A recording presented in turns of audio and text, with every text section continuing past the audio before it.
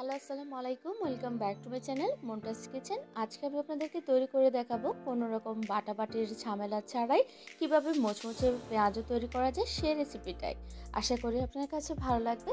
তো চলুন দেখা যাক আজকের পুরো রেসিপিটা। প্রথমেই নিয়ে নিচ্ছি 1 কাপ পরিমাণ মসুরের ডাল।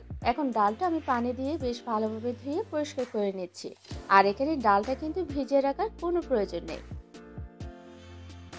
তো ডালটা আমি এখানে বেশ ভালোভাবে ধুয়ে পরিষ্কার করে নিয়েছি। এখন ডালের মধ্যে আমি 2 কাপ পরিমাণ পানি দিয়ে দিলাম। এখন এই ডালটা আমি 2 থেকে 3 মিনিট সময় ধরে সিদ্ধ করে নিচ্ছি।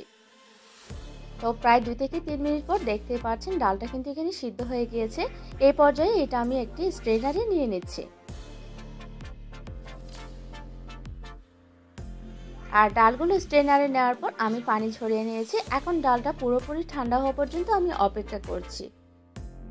এখন একটি মিক্সিং বোলে নিয়ে নিচ্ছি আমি ঠান্ডা করে ডাল। এর মধ্যে দিয়ে দিচ্ছি আমি আধা কাপ পরিমাণ পেঁয়াজ কুচি, তবে আপনারা চাইলে পেঁয়াজের পরিমাণ বাড়িয়েও দিতে পারেন।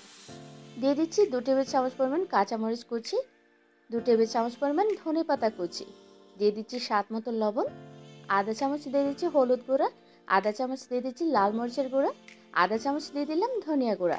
আপনারা চাইলে এখানে চাট মশলাও দিতে পারেন। এখন বাইন্ডিংয়ের জন্য এখানে দিয়ে দিলাম আধা কাপ পরিমাণ বেসন, 1 টেবিল চামচ পরিমাণ দিয়ে দিচ্ছি কর্নফ্লাওয়ার। তবে আপনাদের হাতের কাছে যদি কর্নফ্লাওয়ার না থাকে সেক্ষেত্রে এখানে চালের গুঁড়াও অ্যাড করতে পারবেন। এখন এটা আমি খুব ভালোভাবে মাখিয়ে নিচ্ছি। আর এখানে আপনাদের মাখানোর ক্ষেত্রে যদি পানির প্রয়োজন হয় সেক্ষেত্রে কিছুটা পরিমাণ এখানে পানি অ্যাড করতে পারবেন। তবে আমার এখানে কোনো পানির প্রয়োজন পড়েনি। আমি এটা খুব ভালোভাবে মাখিয়ে নিয়েছি।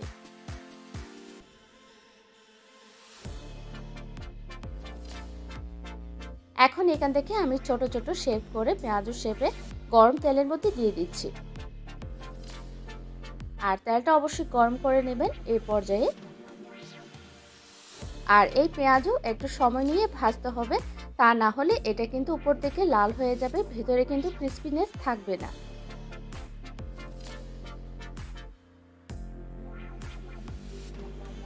তো সবগুলো পেঁয়াজও দেওয়ার পর এক পিঠ লাল হয়ে আসা পর্যন্ত অপেক্ষা করছি। এক পিঠ লাল হয়ে আসলে পেঁয়াজগুলো আমি উল্টিয়ে দিচ্ছি।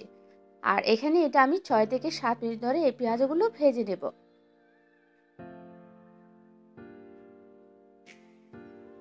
তো প্রায় 6 থেকে 7 মিনিট পর মিডিয়াম টু লো এর মাঝামাঝিতে রেখে আমি পেঁয়াজগুলো এখানে ভেজে নিয়েছি। আর এই পর্যায়ে পেঁয়াজগুলো এখান থেকে আমি তুলে নিচ্ছি।